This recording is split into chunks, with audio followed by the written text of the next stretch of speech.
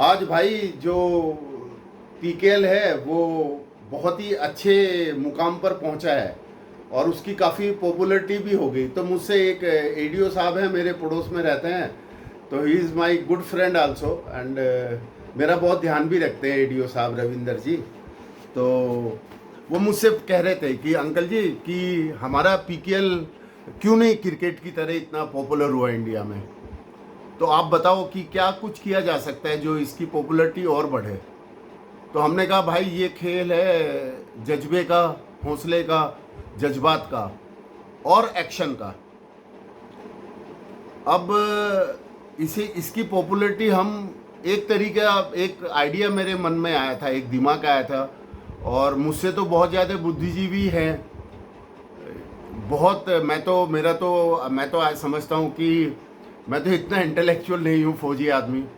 But एक बात हो सकती है कि अगर हम बात करें as an example, I am saying कि हमारे पास आज 12 टीमें हैं और उनका नाम एक एक के साथ स्टेट के साथ जुड़ा हुआ है।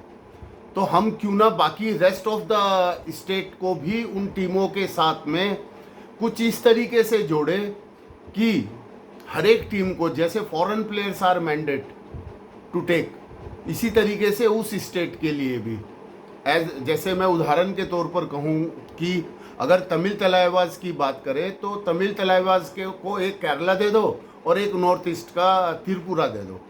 तो अब उनके लिए एक मैंडेट कर दो कि उसमें 3 प्लेयर होने ही होने हैं, तमिलनाडु, केरला और त्रिपुरा से।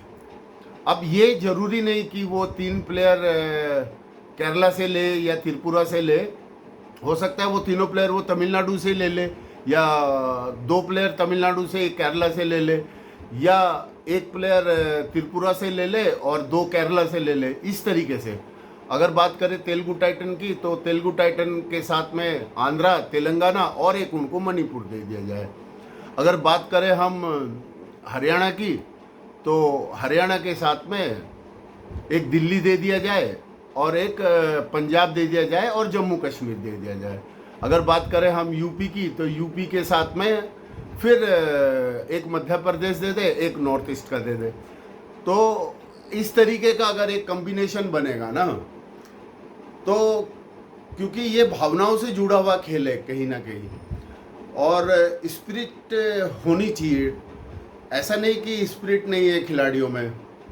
और एक इसमें से हम प्रोफेशनल है, ठीक है, हम मानते हैं वॉलीबॉल के लिए प्रोफेशनल इज गुड, हॉकी के लिए गुड, फुटबॉल के लिए गुड, बट क्रिकेट के लिए good. But if I talk about the kabaddi ना, तो कबड्डी में क्या है कि हमें एक परिवार की तरह, एक टीम की तरह नहीं खेलते कभी भी, एक यूनिट की तरह। मतलब टीम तो क्या है कि इंडिविजुअल परफॉर्म कर रहा है और जीत जा रहे हैं, बट इसमें क्या है कि ये एक टीम ना होकर के एक यूनिट की तरह, मीन्स अगर आपकी बैक स्ट्रेंथ भी है तो वो बैक स्ट्रेंथ, आपका मैनेजमेंट और आपके खिलाड़ी।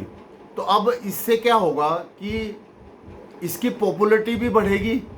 मैं एक एग्जांपल के तौर पर कहना चाहूँगा कि अगर मान लो गुजरात की टीम में 3 प्लेयर, गुजरात के साथ में एक आप मेघालय को जोड़ दो और एक उसमें छत्तीसगढ़ को जोड़ दो, वहाँ से भी खिलाड़ी आएंगे, तो छत्तीसगढ़ के लोगों का भी इंटरेस्ट बढ़ेगा, मेघालय का भी बढ़ेगा और गुजरात का भी बढ़ेगा। तो फिर एक स्पिरिट आएगी, जोश आएगा, जज्बा आएगा, और उस खिलाड़ियों में भी जोश जज्बा आएगा कि वो अपने राज्य के लिए एक रिप्रेजेंटेशन करते हैं। एक अंदर से एक बात निकल के आती है।